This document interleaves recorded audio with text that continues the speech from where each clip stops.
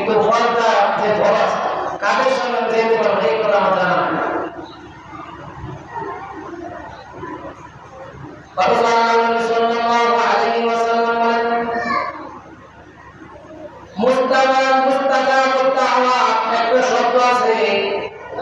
মুস্তাজাবুদ দাওয়া অর্থ হলো যে ব্যক্তি দোয়া করার সাথে সাথে ওই দোয়া কবুল হয়, ওই ব্যক্তি বলা হয় মুস্তাজাবুদ দাওয়া,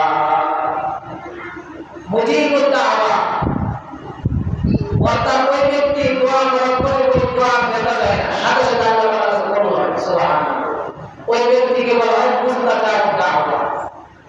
আল্লাহ নবী বলেন যে মহিলা জীবনে কোনোদিন কোরআন পড়তে দেবে না, গায়ের মাহরমের সামনে কোনোদিন যায় নাই, ওই মহিলাকে আল্লাহ নবী মুস্তাজাবুদ দাওয়া বলেছেন। অর্থাৎ ওই মহিলা যে দোয়া করবে, দোয়া করার সাথে সাথে ওই দোয়া আল্লাহ তাআলা কবুল করবেন। এমন সম্মান, এমন ইজ্জত আল্লাহ রব্বুল আলামিন মহিলাকে দিয়েছেন। এই সম্মান, এই ইজ্জত আল্লাহ রব্বুল আলামিন নারী জাতিকে দিয়েছেন। যদি আমার স্ত্রীকে ওই পর্যায়ে রাখতে পারি, আমার স্ত্রীকে যদি ওই মাকামে ওই স্থানে রাখতে পারি, তাহলে কিয়ামতের দিন আল্লাহ রব্বুল আলামিন আমার এই সামান্য মেহনতের কারণে কিয়ামতের দিন আল্লাহ তাআলা